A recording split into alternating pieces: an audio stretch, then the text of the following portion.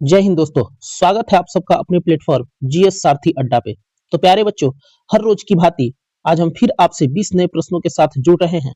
जो 20 नए प्रश्न हैं वह है स्वदेशी आंदोलन या बंगाल विभाजन 1905 के अगले सेशन, और ये हमारा सेशन दूसरा है जिसमें हम 20 नए प्रश्नों को देखेंगे।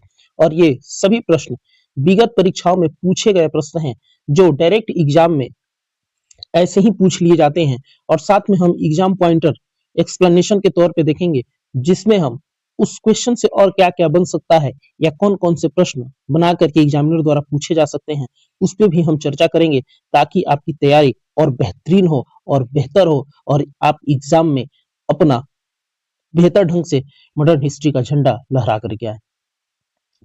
तो प्यारे बच्चों, आज का पहला प्रश्न है हमारे सामने कि स्वदेशी आंदोलन के दौरान राखी दिवस क्यों मनाया गया। आपको बताना है कि जब स्वदेशी आंदोलन हो रहा था तो उस समय राखी दिवस का क्या महत्व था, राखी दिवस क्यों मनाया गया।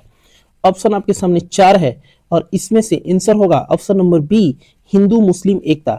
यानी कि हिंदू मुस्लिम एकता को दर्शाने के लिए यह राखी दिवस मनाया गया। और इसका आह्वान किसने किया था, तो रविंद्रनाथ टैगोर ने किया था। और बंगाल विभाजन प्रभावी कब हुआ और राखी दिवस मनाया कब गया, तो जिस दिन बंगाल विभाजन प्रभावी हुआ उसी दिन राखी दिवस के रूप में मनाया गया। तो इसका एक पॉइंट होगा 16 अक्टूबर 1905 को। डायरेक्ट क्वेश्चन पूछ लिया जाता है कि बंगाल विभाजन प्रभावी कब हुआ था, तो आपको याद रखना है 16 अक्टूबर 1905 को। और उसी दिन रक्षाबंधन के रूप में एक दूसरे को राखी बांध करके एक मित्रता और एक भाईवादी का जो संबंध होता है उसको दर्शाया गया था। किसके द्वारा आयोजित किया गया था, तो यह होगा रविंद्रनाथ टैगोर द्वारा इसका आयोजन किया गया था। यह किस चीज का प्रतीक था, तो बंगाल विभाजन के विरोध का प्रतीक था। जो बंगाल विभाजन हुआ था लॉर्ड कर्जन द्वारा, उसका विरोध किया गया और उस विरोध का प्रतीक इस रक्षाबंधन को माना गया। तो ये भी बात आपको बिल्कुल ध्यान में रखना है। अगला है सामाजिक एकता पर जोर। इस रक्षाबंधन के तरीके से, इस रक्षाबंधन के जरिए सामाजिक एकता पर जोर दिया गया। ठीक है, अगले प्रश्न की तरफ बढ़ते हैं। यदि अभी तक आपने चैनल को लाइक शेयर सब्सक्राइब नहीं किया है तो कृपया करके सबसे पहले चैनल को लाइक शेयर सब्सक्राइब करें, ताकि सबसे पहले नोटिफिकेशन आपके पास पहुंचे और आप इसका बेहतर ढंग से फायदा उठा सकें। अगला प्रश्न है आपके सामने प्यारे बच्चों कि स्वदेशी आंदोलन के समय कांग्रेस में गर्म दल का उदय किस कारण हुआ। आपको बताना है कि कांग्रेस 2 दलों में बटी थी 1907 में। जो सूरत का अधिवेशन था, एक गर्म दल हो गया और एक नरम दल हो गया। तो गर्म दल का उदय किस कारण से हुआ था, वह कौन सी ऐसी घटना थी, वह कौन सा ऐसा व्यवस्था आया जिस वजह से कांग्रेस को टूटना पड़ा और 2 दल में बंटना पड़ा, एक गर्म दल और एक नरम दल। ऑप्शन आपके सामने है और इनमें से आपको देखना है कि कौन सा ऑप्शन बेस्ट है। क्या यह ब्रिटिश दमन था, क्या यह नरम दल की असफलता थी, क्या यह बंगाल विभाजन था, और क्या यह उपयुक्त सभी था। तो प्यारे बच्चों, इसका आंसर होगा उपयुक्त सभी। क्यों, क्योंकि यदि हम बात करें तो ब्रिटिश दमन, जो ब्रिटिश शक्ति थी, जो ब्रिटिश अधिकारी थे, वो भारत के हर क्रांतिकारी का दमन करना चाहते थे, हर आंदोलन को दमन करना चाहते थे। नरम दल की असफलता इसलिए थी कि 1885 से लेकर के 1905 तक नरम दल सिर्फ याचिका, संवैधानिक सुधार, इन सब बातों को लेकर के नर्म भाव से पेश करती रही, जिसका कोई बेनिफिट गर्म दल वालों को समझ में नहीं आ रहा था कि इसका कोई बेनिफिट हो रहा था। गर्म दल वालों को ऐसा लग रहा था कि हमें खुद आकर के आगे से नेतृत्व करना चाहिए और अंग्रेजों को नुकसान पहुंचाना चाहिए, जिससे उनके अंदर डर पैदा हो और वो हमारे देश को, हमारे सौराष्ट्र को छोड़ करके अपने देश वापस लौट जाए। बंगाल विभाजन, बिल्कुल बंगाल विभाजन भी जो 1905 में हुआ, जिसने स्वदेशी आंदोलन को जन्म दिया, ये भी एक बहुत बेहतर कारण था, क्योंकि बंगाल विभाजन से पूरे भारत में आक्रोश आया। एक बंगाल को ऐसी रेखा में बना दिया गया है जिसमें बंगाल को 2 भागों में तोड़ दिया गया। ठीक है, तो इसलिए इसका आंसर होगा ऑप्शन नंबर डी, उपयुक्त सभी। अब अगले प्रश्न एग्जाम पॉइंटर में हम देखेंगे कि नरम दल की संवैधानिक राजनीति से असंतोष। गर्म दल की उत्पत्ति के लिए नरम दल का जो संवैधानिक राजनीतिक था उससे असंतोष पैदा हो गया था। बंगाल विभाजन से उग्र भावना, जो बंगाल विभाजन हुआ उसने उग्रता पैदा की और जिस वजह से गरम दल की उत्पत्ति हुई। बीजी तिलक, लाला लाजपत राय और बिपिन चंद्र पाल का प्रभाव। मैं बार बार बताता हूं, एक ट्रिक आपको याद रखना है, लाल बाल पाल, लाल बाल पाल, ये बात आपको हमेशा याद रखना है। अब अगले प्रश्न की तरफ बढ़ेंगे और अगला प्रश्न है हमारा कि स्वदेशी आंदोलन में राष्ट्रीय शिक्षा की आवश्यकता क्यों महसूस की गई। आपको बताना है जो स्वदेशी आंदोलन था उसमें राष्ट्रीय शिक्षा की आवश्यकता क्यों महसूस की गई। अंग्रेजी भाषा हटाने हेतु, सरकारी स्कूल महंगे थे, औपनिवेशिक मानसिकता से मुक्ति और धार्मिक शिक्षा के लिए। तो आप ऑप्शन को इलिमिनेट करके भी बेहतर ढंग से चीजों को समझ सकते हैं। तो सबसे पहले इसमें से धार्मिक शिक्षा के लिए ऐसा नहीं था, क्योंकि बंगाल विभाजन में कहीं धार्मिक बात नहीं किया गया है, बल्कि एक राष्ट्र की बात कही गई है, हिंदू मुस्लिम दोनों को एक मंच पे लाने की बात कही गई है। इसलिए ऑप्शन नंबर डी आपका ऐसे ही इलिमिनेट हो जाएगा, ऑप्शन नंबर डी ऐसे ही इलिमिनेट हो जाएगा। सरकारी स्कूल महंगे थे, इसका भी कोई तुक नहीं बनता है, और अंग्रेजी भाषा हटाने हेतु इसका भी कोई तुक नहीं बनता है। इसका आंसर होगा ऑप्शन नंबर सी, औपनिवेशिक मानसिकता से मुक्ति हेतु। औपनिवेशिक का मतलब क्या होता है कि ऐसी विदेशी शक्ति जो किसी दूसरे देश को आकर के उसके ही घर में लूट रही हो, उसे औपनिवेशिक कहा जाता है। एग्जाम पॉइंटर में देखेंगे तो ब्रिटिश शिक्षा नीति राष्ट्रवादी नहीं थी। जो ब्रिटिश शिक्षा नीति थी वह राष्ट्रवादी नहीं थी, बल्कि वह भारतीयों को तोड़ने वाली थी, जिस वजह से सरकारी संस्थानों एवं कॉलेजों का बहिष्कार किया गया। अब आपको ये लाइन बिल्कुल ध्यान से याद रखना है।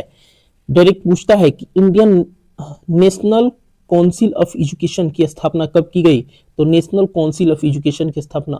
और अगला प्रश्न है हमारा कि स्वदेशी आंदोलन के दौरान छात्रों पर ब्रिटिश सरकार ने क्या कार्रवाई की। आपको बताना है जब स्वदेशी आंदोलन चल रहा था उस दौरान छात्रों पर ब्रिटिश सरकार ने कौन सी कार्रवाई की। छात्रवृत्ति बढ़ा दी, सरकारी सहायता रोक दी, मुफ्त शिक्षा दी, या कोई कार्रवाई नहीं की। इसमें से बेस्ट ऑप्शन आपको क्या लग रहा है, आप आंसर दें।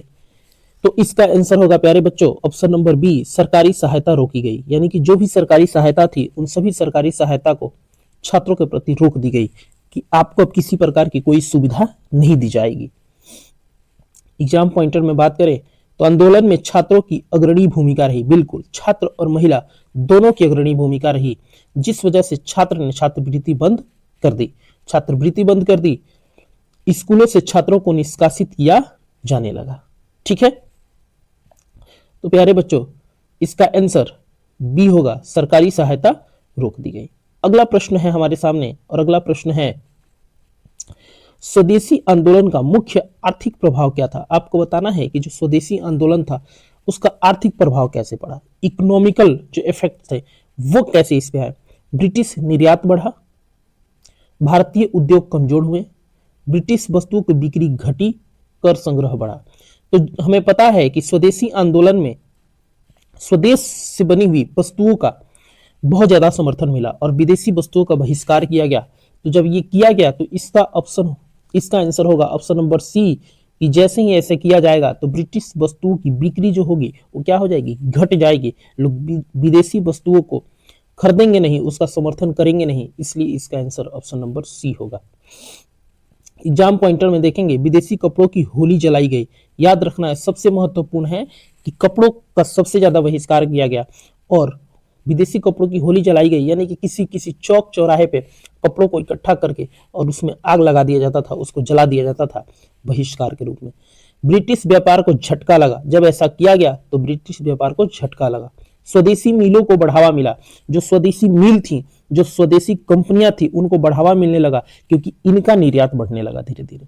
आर्थिक राष्ट्रवाद की शुरुआत हुई, यानी कि अब भारतीयों को ऐसा लगने लगा कि अब हमें विदेशी वस्तुओं की तरफ झुकाव न करके अपने स्वदेशी वस्तुओं की तरफ झुकाव करना चाहिए। ये अंग्रेज हमारे ही पैसे से हमें तोड़ रहे हैं और हमें बर्बाद कर रहे हैं। तो ये सभी एग्जाम पॉइंटर में हमने देखा। अब अगले प्रश्न की तरफ बढ़ते हैं और अगला प्रश्न है हमारा प्यारे बच्चों कि स्वदेशी आंदोलन का प्रसार बंगाल के बाहर किसके नेतृत्व में हुआ। मैंने 3 नाम आपको बताया था, एक बीजी तिलक जी थे, एक लाला लाजपत राय जी थे और एक सुब्रमण्यम जी थे। तिलक ने कहां से किया था आपको बताना है। सुब्रमण्यम जी ने कहां से किया था, ये भी आपको बताना है। और साथ में लाला लाजपत राय ने कहां से किया था, ये भी आपको बताना है। तो स्वदेशी आंदोलन का प्रसार बाहर किसके नेतृत्व में हुआ, तो यहाँ 3 नाम में से एक नाम है और वो नाम है बाल गंगाधर तिलक यानी कि बीजी तिलक, लेकिन तीनों लोगों ने किया था। बाल गंगाधर तिलक हो जाएंगे और इन्होंने किया कहां से था, तो ये महाराष्ट्र से करते हैं। कहां से, महाराष्ट्र से करते हैं, महाराष्ट्र से करते हैं, याद रखना है, महाराष्ट्र से करते हैं। एग्जाम पॉइंटर में देखेंगे, स्वदेशी आंदोलन का प्रसार महाराष्ट्र में तिलक ने किया, पंजाब में लाला लाजपत राय ने किया, ये भी आपको याद रखना है। लाला लाजपत राय ने कहां से किया, तो पंजाब से किया, डायरेक्ट पूछ लेता है। मद्रास में किसने किया, तो मद्रास में सुब्रमण्यम भारती जी ने किया था। यह आंदोलन भारतीय आंदोलन बना, यह आंदोलन जो था वह भारतीय आंदोलन बाद में बन गया। यदि आप नए हैं और अभी अभी हमारे सेशन से जुड़े हैं तो सबसे पहले आपको सब्सक्राइब करना चाहिए, साथ में लाइक भी करना चाहिए और अपने मित्रों के साथ शेयर भी करना चाहिए, ताकि आपके साथ आपके मित्र भी इस बेहतर क्लास का फायदा उठा सकें। एक एक प्रश्न इस ढंग से तैयार किया गया है कि आप किसी भी एग्जाम में बैठेंगे वहां मॉडर्न हिस्ट्री का एक भी प्रश्न आपसे नहीं छूटने वाला है। हर टॉपिक, हर क्वेश्चन अपने आप में बेहतर है और ये क्वेश्चन कहीं ना कहीं किसी एग्जाम में आए हुए हैं और इनके एग्जाम्स पॉइंटर जो बनाए गए हैं उन सभी प्रश्नों के डिटेल्स को क्लियर करते हैं, कॉन्सेप्ट को क्लियर करते हैं और आपको बहुत सहूलियत होगा जब आप किसी एग्जाम में बैठेंगे। अगला प्रश्न हमारा है, स्वदेशी आंदोलन का एक प्रमुख सामाजिक परिणाम क्या था। आपको बताना है जो स्वदेशी आंदोलन चल रहा था उसका एक प्रमुख सामाजिक परिणाम क्या था। जातीय संघर्ष था, महिलाओं की सक्रिय भागीदारी था, किसान विद्रोह था, सांप्रदायिक दंगे थे। प्रमुख सामाजिक परिणाम क्या हुआ, तो प्रमुख सामाजिक परिणाम यह हुआ कि महिला लोग आकर के इसमें जुड़ गई, महिलाओं की सक्रिय भागीदारी हो गई।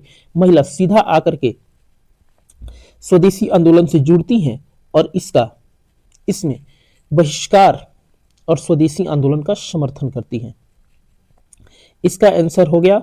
अब हम देखेंगे एग्जाम पॉइंटर में कि महिलाओं की पहली संगठित भागीदारी इसमें मिली, विदेशी वस्तुओं का बहिष्कार किया गया था और राष्ट्रीय चेतना का विस्तार हुआ। जो स्वदेशी आंदोलन था उससे राष्ट्रीय चेतना का विस्तार हुआ, यानी कि राष्ट्र के हर व्यक्ति के अंदर राष्ट्रीय चेतना जगी और उन्हें यह समझ में आने लगा कि अंग्रेज हमें कैसे और किस तरीके से लूट रहे हैं।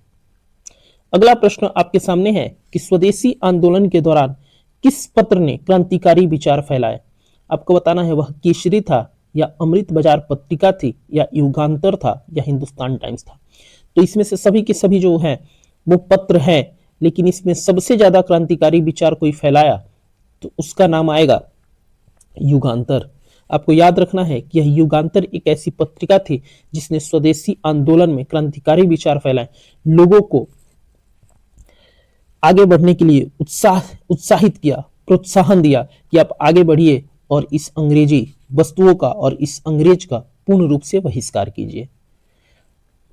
एग्जाम पॉइंटर में देखेंगे ब्रिटिश सरकार द्वारा प्रतिबंध लगा दिया गया किस पे। जैसे ही युगांतर ने क्रांतिकारी गतिविधि अपनाई युगांतर पत्रिका ने, तो ब्रिटिश सरकार द्वारा उस पर प्रतिबंध लगा दिया गया।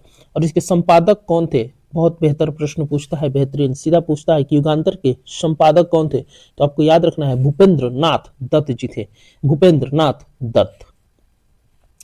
अगला प्रश्न आपके सामने है, स्वदेशी आंदोलन की सीमाओं में कौन सा तथ्य शामिल है। ये 4 ऑप्शन आपके सामने हैं और आपको इसमें बताना है कि जो स्वदेशी आंदोलन की सीमा है उसमें कौन सा तथ्य शामिल है। जन समर्थन नहीं मिला, गलत है, जन समर्थन मिला था। ग्रामीण भारत कम जुड़े, बिल्कुल, यह शहर तक ही सीमित रह गया था, ग्रामीण की भागीदारी इसमें बहुत कम थी। आंदोलन हिंसक था, यह नेतृत्व कमजोर था। आपको बताना है कि क्या हुआ, तो ग्रामीण भारत कम जुड़े, यही बात सही है, बाकी सब गलत है। ग्रामीण भारत इसमें क्या हुए, कम जुड़े, इसमें मैक्सिमम शहर के लोग ही जुड़ सके। एग्जाम पॉइंटर में देख लेते हैं कि आंदोलन शहरी मध्यम वर्ग तक ही सीमित था या केंद्रित था। किसान सीमित रूप से जुड़े, कहीं कहीं से थोड़े बहुत किसान जो समझ सकते थे वो इस आंदोलन से जुड़े। यही इसकी सबसे बड़ी कमजोरी रही कि यह ग्रामीण स्तर पे काम नहीं कर सका। अगला प्रश्न हमारे सामने है और अगला प्रश्न है कि 1911 में बंगाल विभाजन रद्द होने का प्रमुख कारण क्या था। आपको बताना है कि जो बंगाल विभाजन 1905 में लॉर्ड कर्जन द्वारा किया गया था उसको रद्द कर दिया गया 1911 में, और जब उसको 1911 में रद्द किया गया तो उसका प्रमुख कारण क्या था। और जब भी प्रमुख पूछे किसी भी प्रश्न में तो आपको ध्यान देखना है कि सबसे बेहतर आपको क्या लग रहा है, सबसे बेहतर आंसर क्या हो सकता है, बेहतर से बेहतर जो होगा वही प्रमुख कारण बनता है। तो प्रशासनिक असफलता थी, स्वदेशी आंदोलन का दबाव था, कांग्रेस की मांग थी और मुस्लिम लीग का विरोध था। तो अभी तक हम लोग एक ही बात करते आ रहे हैं कि स्वदेशी आंदोलन हुआ, बहुत जोर तरीके से बहिष्कार हुआ, महिलाएं, बच्चे, छात्र सभी इसमें कूद पड़े। तो किसका दबाव सबसे ज्यादा बढ़ा, तो वह होगा स्वदेशी आंदोलन का दबाव, जिस वजह से 1911 में बंगाल विभाजन को रद्द करना पड़ा। एग्जाम पॉइंटर में देखेंगे, निरंतर जन दबाव था, बहिष्कार आंदोलन था, ब्रिटिश सरकार को झुकना पड़ा। 1911 में बंगाल विभाजन रद्द आंदोलन की सबसे बड़ी उपलब्धि थी। अगला प्रश्न होगा हमारा, स्वदेशी आंदोलन के दौरान विदेशी वस्त्रों की होली क्यों जलाई गई। आपको बताना है कि जो स्वदेशी आंदोलन चल रहा था उसमें जो विदेशी वस्त्र थे, विदेशी कपड़े थे, उसकी होली क्यों जलाई गई। धार्मिक कारणों से जलाई गई, या प्रतीकात्मक विरोध के लिए जलाई गई, या हिंसा फैलाने के लिए जलाई गई, या व्यापार बढ़ाने के लिए जलाई गई। इसका बिल्कुल सही आंसर होगा प्यारे बच्चों ऑप्शन नंबर बी, प्रतीकात्मक विरोध के लिए। और प्रतीकात्मक विरोध का मतलब होता है कि एक प्रतीक के तौर पे बनाना कि हम आपके हर विदेशी वस्तुओं का बहिष्कार करते हैं और आपका कोई भी वस्तु, कोई भी सामान हम स्वीकार्य नहीं करेंगे, हमें स्वीकार्य नहीं है, जिस वजह से प्रतीकात्मक विरोध के रूप में कपड़े चलाए गए। ब्रिटिश कपड़ों का बहिष्कार किया गया, बिल्कुल सही बात है। जनता में जागरूकता बढ़ी और इसे आर्थिक राष्ट्रवाद का प्रतीक भी माना गया है। ये बात बार बार आपके सामने आ रहा है कि आर्थिक राष्ट्रवाद का प्रतीक किसको माना गया, जिस कपड़े की होली जलाई गई और इस स्वदेशी आंदोलन को माना गया। अगला प्रश्न है, स्वदेशी आंदोलन में वंदे मातरम का प्रयोग किस रूप में हुआ है। आपको बताना है कि वंदे मातरम का प्रयोग किस रूप में हुआ है। धार्मिक मत के रूप में हुआ है, यहां मत होना चाहिए, मंत्र नहीं होना चाहिए, धार्मिक मत होना चाहिए। धार्मिक मत के रूप में हुआ है, सैन्य गीत के रूप में हुआ है, राष्ट्रीय नारा के रूप में हुआ है, या क्रांतिकारी गीत के रूप में हुआ है। तो राष्ट्रीय नारा के रूप में वंदे मातरम का प्रयोग किया गया था, इसलिए इसका आंसर हो जाएगा ऑप्शन नंबर सी, राष्ट्रीय नारा के रूप में हुआ था। राष्ट्रीय भावना को प्रेरणा देने के लिए जन आंदोलन का सांस्कृतिक आधार बनाया गया इसे, और ब्रिटिश सरकार ने इस पर प्रतिबंध लगा दिया। किस पे, जो ये स्वदेशी आंदोलन था इस पे ब्रिटिश सरकार ने प्रतिबंध लगा दिया। अब अगला प्रश्न है हमारे सामने और अगले प्रश्न की तरफ बढ़ते हैं। प्रश्न है कि स्वदेशी आंदोलन के समय कांग्रेस का कौन सा अधिवेशन सबसे विवादित रहा। जब स्वदेशी आंदोलन चल रहा था तो उस समय कांग्रेस का कौन सा अधिवेशन था जो सबसे ज्यादा विवादित था। इन सभी बातों पे, इन सभी मुद्दों पे हमने चर्चा कर लिया है जब भारतीय राष्ट्रीय कांग्रेस पढ़ रहे थे। तो यहाँ ऑप्शन है ए बनारस, बी कलकत्ता, सी सूरत, डी नागपुर। आप बताएं आंसर किसमें क्या होगा। तो इसका आंसर होगा ऑप्शन नंबर सी, सूरत, जो 1907 का अधिवेशन था, 1907 का अधिवेशन था। और इसमें कांग्रेस दो दल में बंट जाती है, दो दल में बंट जाती है, और एक होता है गरम दल और एक होता है नरम दल, गरम प्लस नरम। इसीलिए यह समय बहुत विवादित था। ऑप्शन हो जाएगा सी।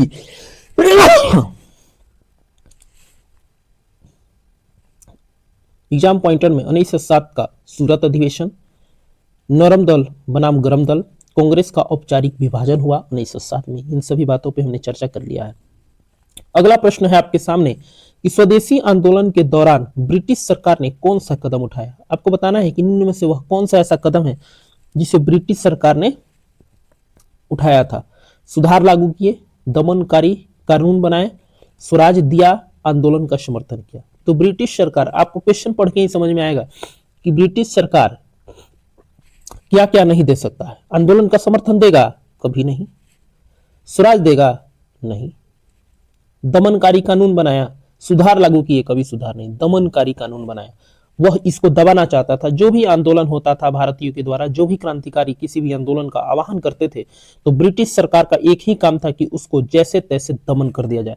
जैसे हमने 1857 की क्रांति पढ़ा, देखा कि जहां जहां से लोग नेतृत्व कर रहे थे वहां वहां ब्रिटिश सैन्य अधिकारी पहुंचते हैं और दमन का काम करते हैं। एग्जाम पॉइंटर में देखेंगे, प्रेस एक्ट के तहत पत्रिका पर प्रतिबंध लगा दिया गया। प्रेस एक्ट के तहत पत्रिका पर क्या लगा दिया गया? प्रतिबंध लगा दिया गया। क्रांतिकारियों की गिरफ्तारियां की गई ताकि यह जो आंदोलन है वह बड़ा रूप न ले। छात्रों पर प्रतिबंध लगा दिया गया कि छात्र जो इस आंदोलन में कूद रहे हैं वो इसमें हिस्सा न ले। दमन नीतियां अपनाई गई कि इसको कैसे तैसे तैसे करके इसका दमन कर दिया जाए, इसको दबा दिया जाए। स्वदेशी आंदोलन में राष्ट्रीय परिषद शिक्षा का मुख्य कार्य क्या था? जो राष्ट्रीय परिषद शिक्षा, नेशनल काउंसिल एजुकेशन थी, उसका मुख्य कारण क्या था जिसकी स्थापना 1906 में हुई थी? धार्मिक शिक्षा था, तकनीकी प्रशिक्षण था, या राष्ट्रीय शिक्षा का प्रसार था, या सैनिक प्रशिक्षण था? आपको बताना है कि उसका क्या कार्य था। तो हम लोग ऊपर वाले जो भी प्रश्न किए हैं उसमें हम लोग इस पे चर्चा किए हैं कि उसका काम था राष्ट्रीय शिक्षा का प्रचार प्रसार करना। धार्मिक होगा नहीं क्योंकि हिंदी मुस्लिम को एक ही मंच पे लाना था। सैन्य प्रशिक्षण की व्यवस्था उस समय थी नहीं। तकनीकी प्रशिक्षण भी यह नहीं था। यह राष्ट्रीय शिक्षा का प्रसार प्रसार था कि अब हम सरकारी संस्था में न पढ़ के बल्कि हम अपना खुद का कॉलेज बनाएंगे, खुद की संस्था बनाएंगे और वहां हम खुद भारत के बारे में, भारत के इतिहास को, भारत की तकनीक को, भारत के हर विषय को पढ़ेंगे। एग्जाम पॉइंटर में देखेंगे तो 1906 में इसकी स्थापना की गई। बिल्कुल सही बात है। सरकारी स्कूलों का विकल्प को समाप्त कर दिया गया। बिल्कुल। राष्ट्रवादी शिक्षा प्रणाली को बढ़ावा मिला। बिल्कुल। जो राष्ट्रवादी शिक्षा प्रणाली था उसको बढ़ावा मिला जब 1906 में इसकी स्थापना की जाती है। तो अगला प्रश्न है, स्वदेशी आंदोलन का प्रभाव किस क्षेत्र में सबसे अधिक पड़ा? आपको बताना है कि सबसे अधिक किस क्षेत्र में पड़ा। कृषि में पड़ा, उद्योग में पड़ा, शिक्षा में पड़ा, प्रशासन में पड़ा। तो सबसे ज्यादा बहिष्कार किसका हुआ? कपड़े का हुआ, नमक का हुआ, ऐसे बहुत ऐसे विदेशी चीजें थी जिनका बहिष्कार हुआ। इसलिए सबसे ज्यादा प्रभाव स्वदेशी आंदोलन में या बहिष्कार आंदोलन में उद्योग का होता है। स्वदेशी मिलों की स्थापना की गई, अपने देश से निर्मित मिल की स्थापना की गई, विदेशी वस्तुओं की बिक्री में गिरावट आ गई और कुटीर उद्योग को बढ़ावा मिला। डायरेक्ट पूछता है यहां से, ये बात आपको बिल्कुल दिमाग में फिट कर लेना चाहिए कि कुटीर उद्योग की बढ़ावा किस आंदोलन में मिला। तो आपको याद रखना है स्वदेशी आंदोलन में मिला। अगला प्रश्न आपके सामने है, स्वदेशी आंदोलन के दौरान किस वर्ग की भूमिका सीमित रही? छात्र की भूमिका सीमित रही, महिलाएं, किसान या व्यापारी? तो हमने अभी बात किया कि वह कौन सा ऐसा वर्ग था जो मैक्सिमम या ज्यादातर इस आंदोलन से नहीं जुड़ सका। तो वह ग्रामीण क्षेत्र थे और ग्रामीण क्षेत्र में किसान आते हैं और ये किसान इसमें सीमित तौर पे बहुत कम तरीके से जुड़ सकें, इसलिए इसका आंसर ऑप्शन नंबर सी हो जाएगा। इसका बिल्कुल सही आंसर ऑप्शन नंबर सी होगा। आंदोलन शहर तक सीमित था। बिल्कुल सही बात है। ग्रामीण भारत सीमित रूप से जुड़ा और संचार और संगठन की कमी रही। अगला प्रश्न आपके सामने है कि स्वदेशी आंदोलन के दौरान आर्थिक राष्ट्रवाद का अर्थ क्या था? आपको बताना है कि जो आर्थिक राष्ट्रवाद है, इकोनॉमिकल नेशनलिज्म है, उसका अर्थ क्या है? विदेशी पूंजी लाना। क्यों विदेशी पूंजी लाएंगे भाई? बिल्कुल नहीं। केवल कर का विरोध करना नहीं, टैक्स का केवल विरोध करना नहीं, स्वदेशी उद्योगों को बढ़ावा देना, सरकारी व्यापार। तो पूरी की पूरी कहानी हमारी चल रही है सिर्फ स्वदेशी उद्योग पे, स्वदेशी आंदोलन पे, इसलिए इसका आंसर हो जाएगा ऑप्शन नंबर सी, स्वदेशी उद्योगों को बढ़ावा दिया गया इसमें। एग्जाम पॉइंटर में बात करें तो आत्मनिर्भरता बढ़ी इससे। जैसे ही लोग स्वदेशी वस्तुओं की तरफ बढ़े तो लोगों को काम मिलने लगा। हमने अपनी अपनी काम को अपने अपने ढंग से किया, अपना मील, अपना कई संगठन बनाया और आत्मनिर्भरता इससे बढ़ने लगी। स्वदेशी वस्तुओं का प्रयोग भी किया गया और ब्रिटिश आर्थिक शोषण का विरोध किया गया कि अब जो ब्रिटिश है वो हमारा शोषण नहीं कर सकते हैं। स्वदेशी आंदोलन में प्रेस की भूमिका कैसी रही? निष्क्रिय, सरकारी, राष्ट्रवादी या विरोधी? तो प्रेस भी उस समय राष्ट्रवादी का काम करती थी, जिसमें एक नाम हमने अभी पढ़ा था युगांतर, और युगांतर क्रांतिकारी को बढ़ावा दे रहे थे। केसरी युगांतर जैसी पत्रिकाएं संचालित की गई और लोगों के अंदर राष्ट्रवाद का भावना उजागर हुआ। केसरी पूछता है कि केसरी पत्रिका किसकी है, तो आपको याद रखना है, मैं बता देता हूं, बीजी तिलक की है, बीजी तिलक की है, बाल गंगाधर तिलक की है, बीजी तिलक आपको याद रखना है, बीजी तिलक, ठीक है, बाल गंगाधर तिलक की यह पत्रिका है। अगले प्रश्न की तरफ बढ़ते हैं। अगला प्रश्न है, स्वदेशी आंदोलन की सबसे बड़ी सफलता क्या थी? जो स्वदेशी आंदोलन हुआ था उसकी सबसे बड़ी सफलता क्या थी? स्वराज की प्राप्ति थी, कांग्रेस मजबूत हुई, बंगाल विभाजन रद्द हुआ, ब्रिटिश सत्ता समाप्त हुई। इन चारों में से आपको बेहतर विकल्प चुनना है और बताना है कि जब स्वदेशी आंदोलन हो रहा था तो उसकी सबसे बड़ी सफलता क्या थी। तो इसकी सबसे बड़ी सफलता 1911 वाली सफलता थी, और वह थी बंगाल विभाजन रद्द। जो बंगाल विभाजन लॉर्ड कर्जन ने किया था उसको 1911 में रद्द कर दिया गया।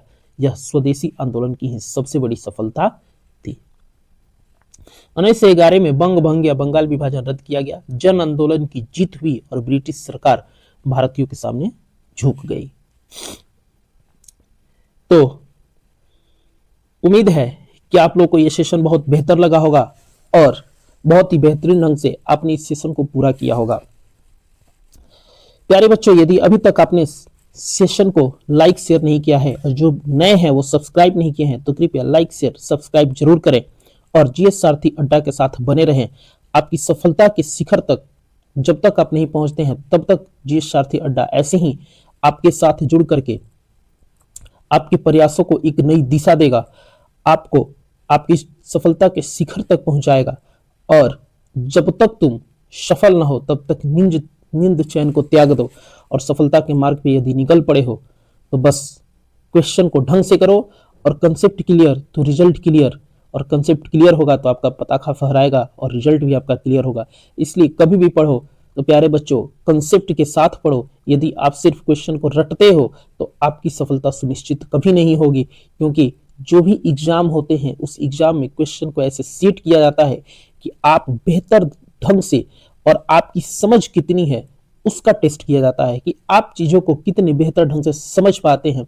यदि आपकी समझ उस लेवल की नहीं है तो आप क्वेश्चन नहीं बना पाएंगे। इसलिए जो भी नए बच्चे होते हैं वह मैक्सिमम यही गलती करते हैं, और उनकी गलतियां होती हैं कि मैं मैक्सिमम कितने से कितने क्वेश्चन को रट लूं, पढ़ लूं और एग्जाम में जाकर के डायरेक्ट लड़ जाए। ऐसा कभी नहीं होगा। आप बेहतर एग्जाम की तैयारी करते हैं, बड़े एग्जाम की तैयारी करते हैं या किसी भी एग्जाम की तैयारी करते हैं तो कंसेप्ट क्लियर होना आपका बहुत जरूरी है। क्वेश्चन कह क्या रहा है, क्वेश्चन का कारण क्या था, कोई भी घटना हुई उसका रीजन क्या था, यह क्यों लाई गई, इसके परिणाम क्या हुए, जब तक आप ये नहीं जानेंगे आपसे क्वेश्चन बिल्कुल नहीं बनेगा।